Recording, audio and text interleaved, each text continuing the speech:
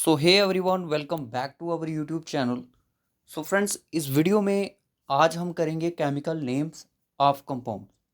Chemical name क्या है different different compounds के, मैं आपको बता दूं कि एग्ज़ाम में जेकेएसएसबी का एग्ज़ाम क्लास फोर्थ के हुए तो उनमें ये क्वेश्चन पूछे गए थे। तो मैंने सोचा क्यों ना इस पे पर वीडियो बनाई जाए। वीडियो तो आपको हज़ारों मिल जाएंगी ऐसे, पर मैंने कोई ट्रिक्स थोड़ी थोड़ी लगाई हैं कि आपको ये चीज़ें दिमाग में रहेंगी, स्टोर रहेंगी, ताकि जब एग्ज़ाम होगा आप थोड़ा सा ऑप्शन को एलिमिनेट करके स्मार्ट वर्क करके। तो सभी बच्चे बोल रहे थे कि हार्ड वर्क तो हम कर रहे हैं सर, स्मार्ट वर्क कैसे करें। स्मार्ट वर्क आपका थोड़ा बहुत आपकी स्टडी में भी होगा घर पे, जब आप एग्ज़ाम देने जाते हो तब भी आप स्मार्ट वर्क करके ज़रूर आना। क्यों? क्योंकि जब आपको क्वेश्चन पेपर मिलता है तो कुछ क्वेश्चंस ऐसे होते हैं जो कि ऑप्शन के थ्रू जिनके हमें खेलना पड़ता है, ऑप्शन को एलिमिनेट करना पड़ता है। इसके थ्रू हम अपना एग्ज़ाम क्वालिफाई कर सकते हैं। ठीक है, तो अपना दिमाग भी लगाना होता है, क्योंकि आपको पता है कि जो अब एग्ज़ाम करवाती है जेकेएसएसबी, तो उसमें कुछ क्वेश्चन ऐसे होते हैं जो कि हमारी एबिलिटी को, मेंटल एबिलिटी को भी टेस्ट करते हैं। ज़रूरी नहीं है कि जनरल रीजनिंग पूछी जाएगी तो तुम्हारी तब भी एबिलिटी को टेस्ट किया जाए, तो कुछ क्वेश्चन के थ्रू भी किया जाता है। आज के इस वीडियो में जो चीज़ मज़ेदार होने वाली है वो तो एक ट्रिक्स है, तो दूसरी है वो है लास्ट में आपको इसी टॉपिक के ऊपर एमसीक्यूज़ मिलेंगे। मैं आपको बता दूं कि आपके एग्ज़ाम में ये टॉपिक कितने नंबर का आएगा। जो ये वाला टॉपिक है general science portion, general science portion है जो आपके एग्ज़ाम में आएगा 10 मार्क्स का। इससे ज़्यादा मार्क्स नहीं होंगे, मैं आपको पहले बता देता हूँ। 10 मार्क्स की जनरल साइंस पूछी जाएगी, क्योंकि जेकेएसएसबी क्लास फोर्थ में ये 8 मार्क्स की तीनों सेक्शन में पूछी गई थी, जिसमें आपकी बायो भी थी। अब इसमें आपका एक टॉपिक और आता है जनरल साइंस में, तभी ये 10 मार्क्स की बनेगी और वहाँ पे 8 मार्क्स की। एक तो आपका हेल्थ हाइजीन सैनिटेशन वाला इसी में इंक्लूड होके वो आएगा, तो ये दोनों टॉपिक आपके बनेंगे इस बार 10 मार्क्स के। ज़्यादा से ज़्यादा 12 पर बड़ी मुश्किल है, तो ये आपका 10 मार्क्स का बनेगा। ठीक है, और मैंसुरेशन आपको जो आएगी वो आपकी 3 नंबर की आएगी, इससे ज़्यादा नहीं आएगी। ठीक है, एग्ज़ाम है मैथमेटिक्स में। तो चलिए फिर चलते हैं आज के इस टॉपिक की ओर।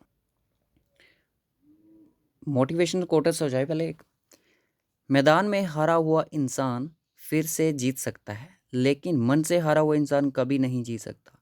तो दोस्तों, जब से कि एग्ज़ाम हुआ है फाइनेंस कॉन्टेस्टेंट का, तो कुछ बच्चों का स्कोर आपको पता है कि कुछ बच्चे ऐसे भी थे जिनका पंचायत कॉन्टेस्टेंट के टाइम पे जिनका स्कोर बहुत ही कम था। कहने का मतलब 50 to 60 था। आज वही बच्चे 95, 100 और कुछ कैटेगरी वाले जो वो आपके 90 पे हैं, 93 पे हैं। तो उन्होंने फाइनेंस काउंटेस्टेंट के एग्ज़ाम क्वालिफाई कर दिया है, क्योंकि उन्होंने अपने मन से हार नहीं मानी थी। ठीक है, अगर अभी आप बोलते हो कि नहीं सर लक मैटर करता है, ये मैटर करता है, वो मैटर करता है, पेपर ऐसे होता है वैसे होता है, तो आपने हर किसी को मत देखना है। हर किसी को देखने की ज़रूरत ही नहीं है आपको। आपने अपने आप को देखना है, कहाँ मेरे में कमी है, कहाँ कहाँ मेरी वीक पॉइंट है, जहाँ पे मुझे काम करना चाहिए। और फिर मुझे स्मार्ट वर्क के साथ थोड़ा बहुत हार्ड वर्क भी करना है।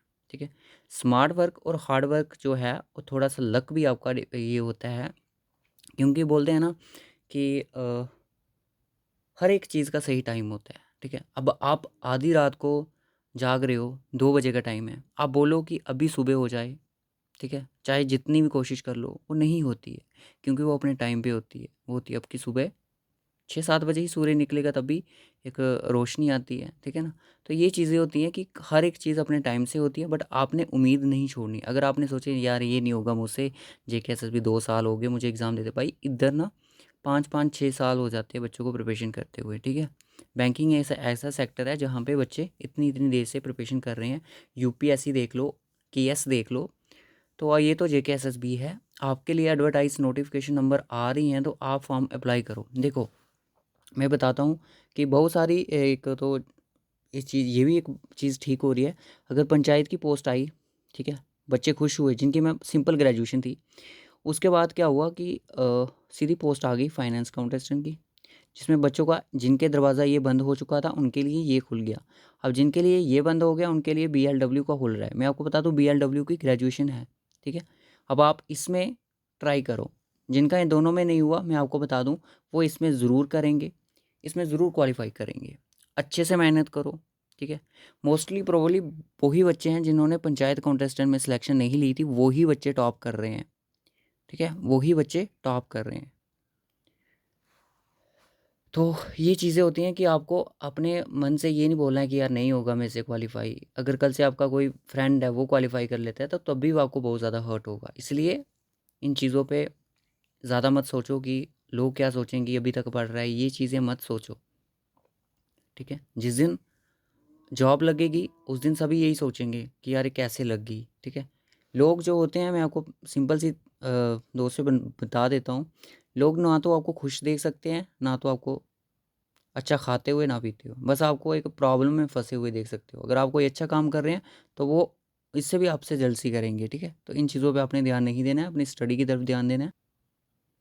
तो ये कुछ हिंदी में कोट्स हैं जो कि मेरे कश्मीरी एस्पायरेंट्स हैं उनको नहीं समझ आ रही होगी, बट आप सुन लीजिए। अगर आप स्वयं में हार नहीं मानते हैं तो यकीन मानिए आपको इस दुनिया में कोई नहीं हरा सकता। वही चीज़ अगर आप अपने मन से हार मान लेते हो तो मन से हार मान लेते हो तो आपको हर कोई मतलब हराने के लिए आ जाएगा। हाँ भाई तू ऐसे कर, तू इससे नहीं होगा। अगर आप बोलते हो कि नहीं मैं कर सकता हूँ तो दुनिया की कोई भी दुनिया में ऐसा नहीं है जो आपको इस काम से हरा सकेगा, ठीक है? तो हम चलते हैं भाई अपने टॉपिक की तरफ। आई थिंक आज के लिए इतना मोटिवेशन बहुत है,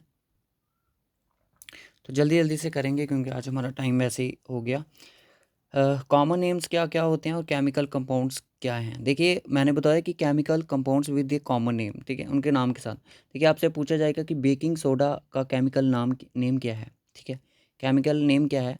तो NaHCO3, ये तो फार्मूला होता है सोडियम बाइकार्बोनेट का। तो इसका जो फार्मूला होता है वो होता है आपका सोडियम बायोकार्बोनेट। इसको याद कैसे रखना है सर? देखिए सोडा है ना, तो सोडा के साथ हमारा सोडियम आ रहा है, ठीक है? सोडियम आ रहा है, यहाँ तक हमें पता है सोडियम आ रहा है। सोडियम बेकिंग सोडा के साथ सोडियम आ रहा है, इस चीज़ को याद रखो, ओके?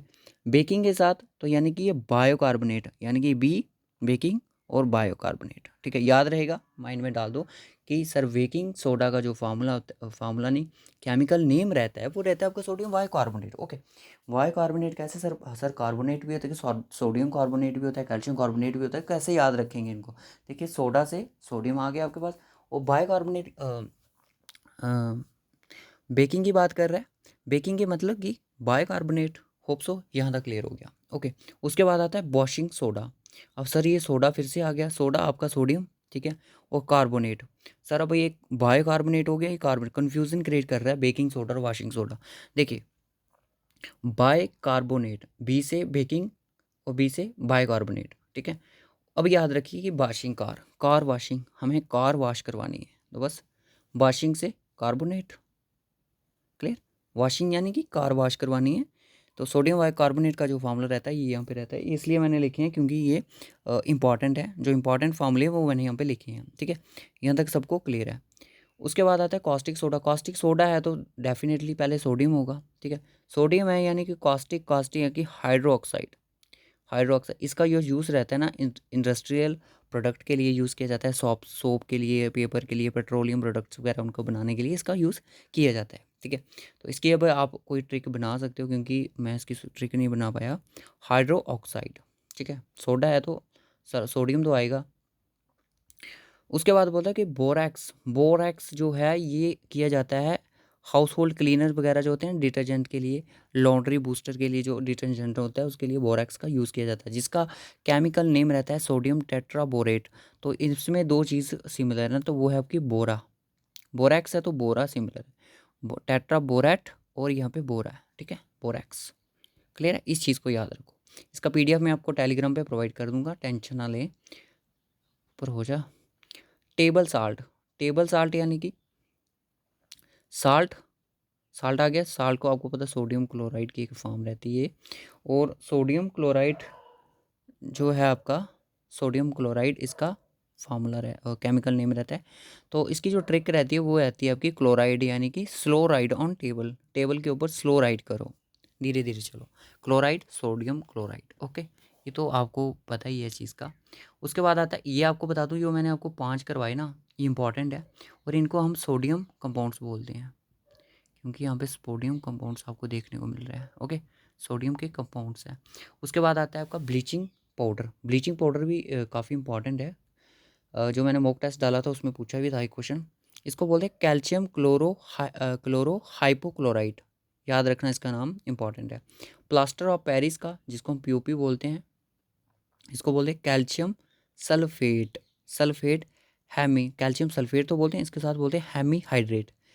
पीओपी, पीओपी आपको पता है छत पे करवाई जाती है, तो छत में कुछ इस तरह से हम गोले वगैरह लगवाते हैं, सर्कल वगैरह, तो कुछ आधे आधे सर्कल भी होते हैं, तो आधे पीओपी से समझना कि हैमी, हैमी यानी कि हैमी हाइड्रेट, ठीक है। तो हैमी आपको पता है कुछ इस तरह से होता है, हाफ हाफ सर्कल इज काटी हुई बाल समझ लो, ठीक है।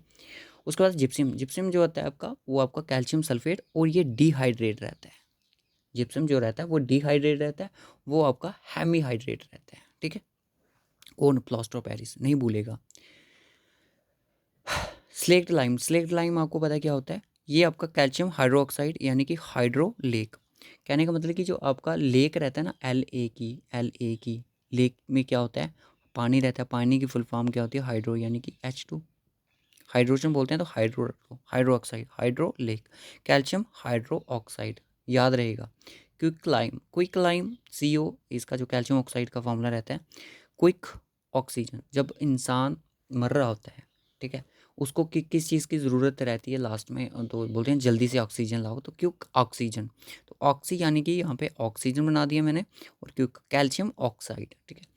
हाइड्रोलिथ, इसका कैल्शियम हाइड्राइड आएगा, ठीक है। ड्राई गैस का CO2 रहता है, और फोजिगिन का, ये इंपॉर्टेंट गैस रहती है फोजिगिन, कार्बोनाइल क्लोराइड, ठीक है, इसका देख लेना आप, कार्बन क्लोराइड, ये भी इंपॉर्टेंट है।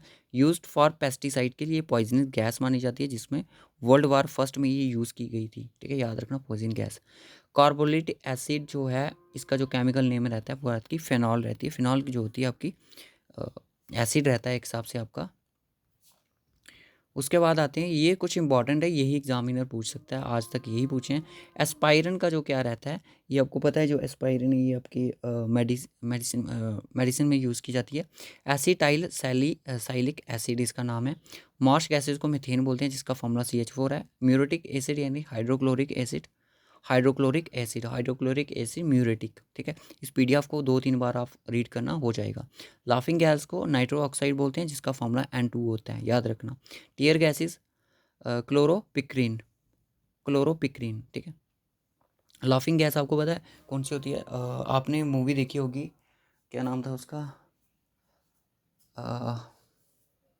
हाउसफुल मूवी थी अक्षय कुमार की, लास्ट में जिसमें उसको पनौती पनौती वगैरह बोला जाता है, लास्ट में वहाँ पे मूवी में ये नाइट्रो ऑक्साइड लीक हो जाती है, इसलिए वहाँ पे बहुत, वहाँ पे पार्टी चल रही होती है, तो उसमें सारे हंसना स्टार्ट हो जाते हैं, ठीक है, ये लाफिंग गैस होती है। फ्रीऑन, फ्रीऑन जो है आपकी डिफ्लोरोमीथेन रहती है, ठीक है, इसका नाम। अब आपके पास आती है विट्रोल, ब्लू विट्रोल को बोलते हैं हम। देखिए इसके साथ ना सल्फेट ज़रूर लगेगा विट्रोल के साथ, ठीक है, हर 4 विट्रोल है, सल्फेट लगेगा।